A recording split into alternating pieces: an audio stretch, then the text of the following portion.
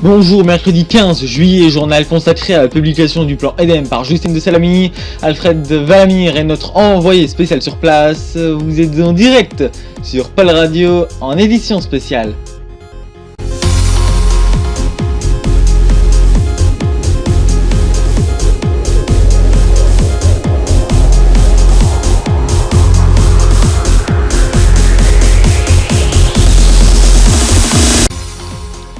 C'est un séisme politique, économique et social qu'a annoncé Justine de Salamini, l'ex-impératrice mandelsienne, il y a quelques minutes. Le plan EDEM, qui signifie la fin de la monarchie, le début de la République, ainsi que le lancement de très grandes réformes. Juste avant que nous commencions, on part à l'Aubrière sur Choisy, où est notre envoyé spécial Alfred Valamir en direct. Merci beaucoup à lui.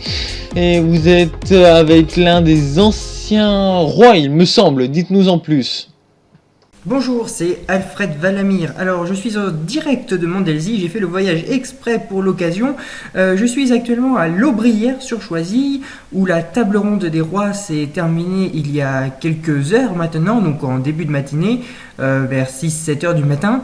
Les rois en sont sortis tout déconcertés, et j'ai d'ailleurs avec moi le roi de Gavetong, un petit royaume de Mondelzy, ancien petit royaume de Mondelzy, puisque ce nom n'a plus de signification actuellement, les royaumes disparaissent, la royauté a disparu en Mondelzy, la monarchie s'est éteinte, donc la République va certainement prendre le dessus. Donc j'ai à côté de moi Louis II de Lordogne, ancien roi du royaume de Gavetong, qui vient de s'exprimer. Alors monsieur de Lordogne, quelles sont vos réactions par rapport à ce communiqué, à tout ce chamboulement qu'a mis en place Madame de Salamini? Oh, c'est absolument inhumain, incroyable. Jamais je n'aurais pensé ça d'elle. Pourtant, nous l'avons bien combattu le jour de son accession au trône. Je l'avais dit, il aurait fallu se donner encore plus afin qu'elle n'arrive pas à ce trône, puisque c'était scellé la mort de notre système. C'est complètement ahurissant. Personnellement, je suis aussi encore d'autant plus choqué que je vais devoir me séparer de 90% de mes biens. Cela est encore plus inconcevable. C'est du vol à proprement parler.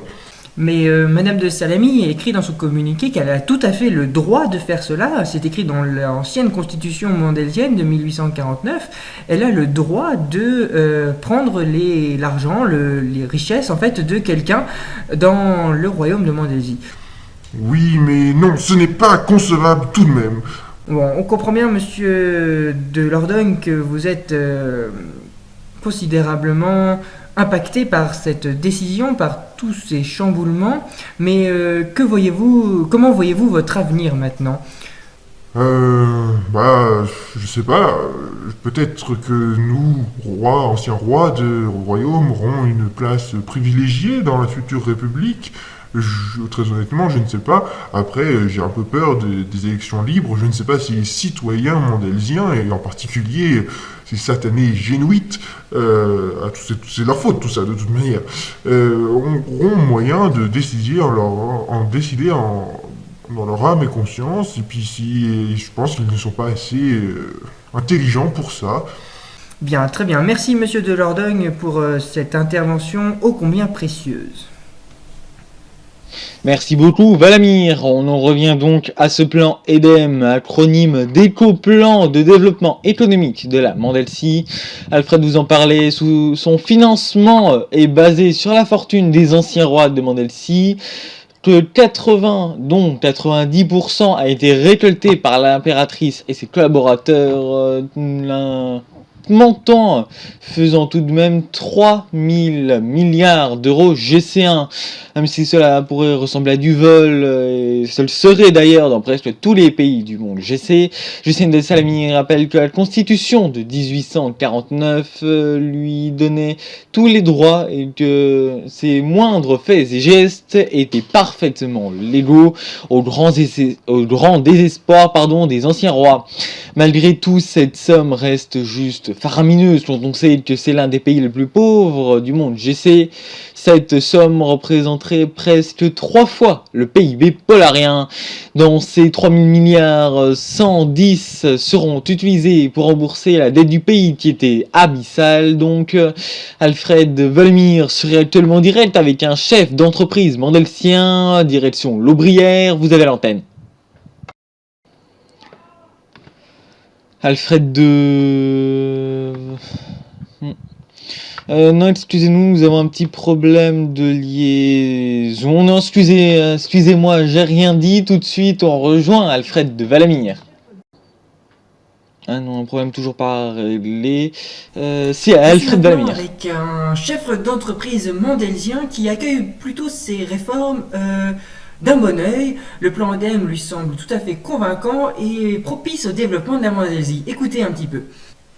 Pour moi, le plan ÖDEM est une excellente chose. Ça va développer considérablement la Mondélsie, ça va créer un marché. En doublant les salaires, par exemple, vous allez pouvoir donner de quoi vivre aux citoyens, de quoi consommer, et ça, c'est vraiment bien pour l'industrie mondésienne qui devrait, de fait, se développer considérablement. En fait, c'est la création d'un marché, c'est ce que tout État en crise devrait faire, c'est-à-dire donner de l'argent aux citoyens pour relancer la consommation. Alors, dans notre cas, la consommation n'est pas relancée, puisqu'il n'en existe pas, les citoyens mondésiens survivent en quelque sorte pour beaucoup, seule une élite dont je fais partie, et j'en suis plutôt content, puisque la vie se déroule plutôt bien pour moi, mais je déplore tous les autres citoyens mondélsiens qui n'ont pas mon cadre de vie, et donc la plupart d'entre eux vivent difficilement en Mondélsie, et donc leur imposer un doublement des salaires, notamment, leur assurer des meilleures conditions de subsistance, leur donner du travail, puisque notamment tous les projets ferroviaires, tous les projets de construction de villes vont donner du travail, toutes les mesures industrielles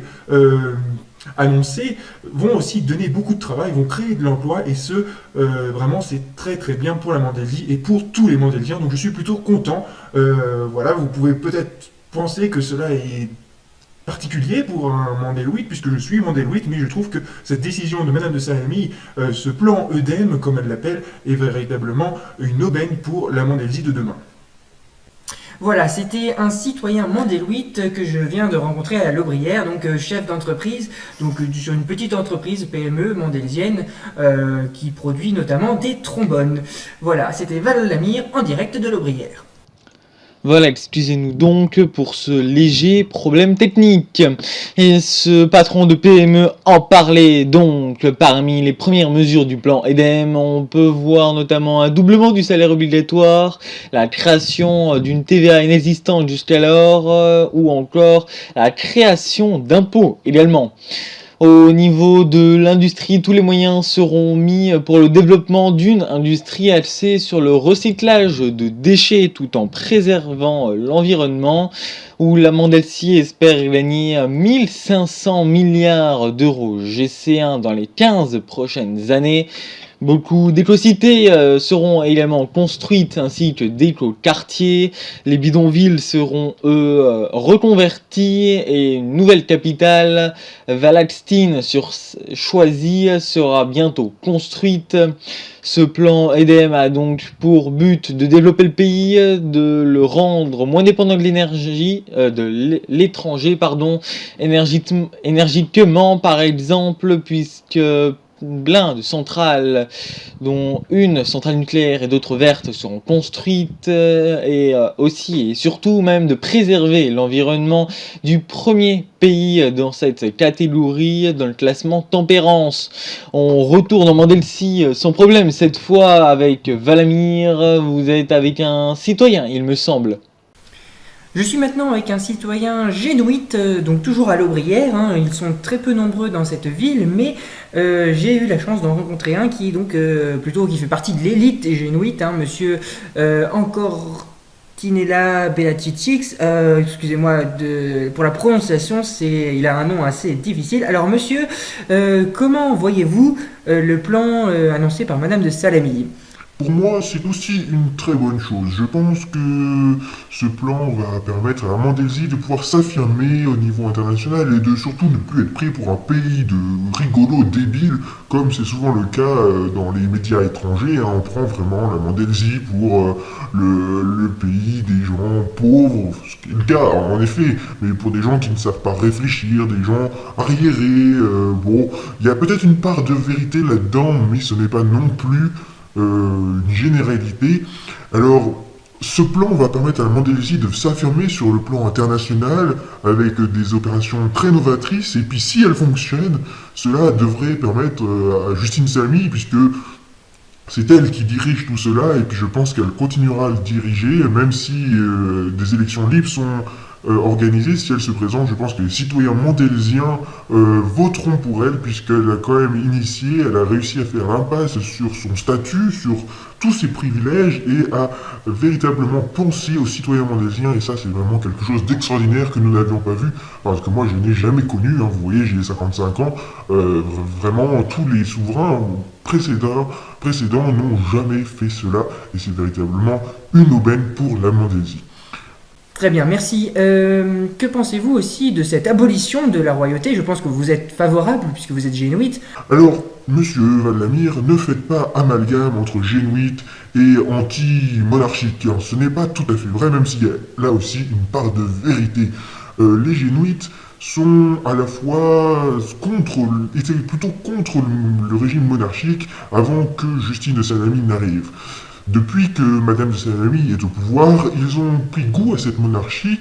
Bon, je pense qu'ils ne vont pas cracher sur la mise en place d'une république, d'un État démocratique, hein, bien sûr. Là-dessus, il n'y a rien à redire. Là-dessus, c'est vraiment très bien joué de la part de Madame de Salami. Donc, cette abolition de la royauté est quand même considérée comme une aubaine, là encore, tout comme le plan ÖDEM, et quelque chose qui va véritablement développer la Mondelzie, va pouvoir faire que la Mondelzie va s'affirmer au niveau international.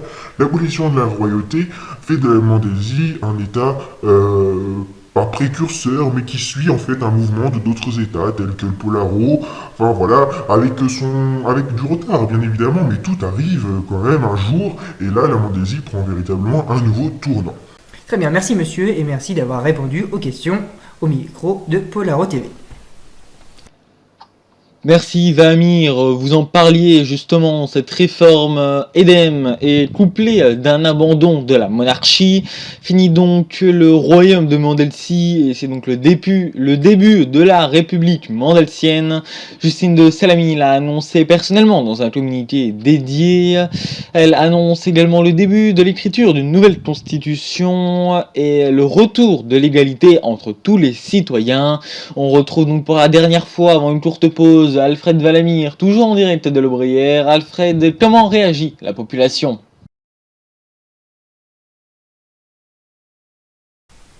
Bien, je vais maintenant me rendre pour vous dans les rues de l'Aubrière, cette petite ville du sud de la Mondelzie qui compte 20 000 habitants, pardon, excusez-moi, je me suis un petit peu planté sur les chiffres, qui compte 20 000 habitants, essentiellement des Mondeloïdes, quelques Génuites, mais bon, qui sont essentiellement opposés à Justine de Salami, mais malgré ça, vous allez pouvoir l'entendre, là je vais sortir tout de suite dehors, c'est la folie dans les rues de Mondelzie, les citoyens accueillent ces mesures avec un grand soulagement et avec une grande approbation de Justine de Salami. Écoutez tout de suite. Vous voyez, on entend des klaxons, des rires, des applaudissements. Bref, c'est presque un jour de fête aujourd'hui en Mondelzie. Ce plan est véritablement révolutionnaire pour le pays, mais pas seulement. Il y a aussi cette abolition de la royauté qui est saluée, je pense, de partout. Bon, peut-être les souverains eux-mêmes ne soutiennent pas forcément cette initiative, mais comme vous pouvez entendre derrière moi tout sourire, le peuple lui-même est derrière Justine de Salami. Merci encore énormément Valamir pour avoir été tout le temps en direct avec nous et j'en profite d'ailleurs pour vous annoncer que vous verrez ou entendrez Alfred Valamir très certainement beaucoup plus souvent sur notre antenne, nous vous en tiendrons au courant. On reprend juste après une très courte pause, vous êtes en direct sur Pôle Radio en édition spéciale.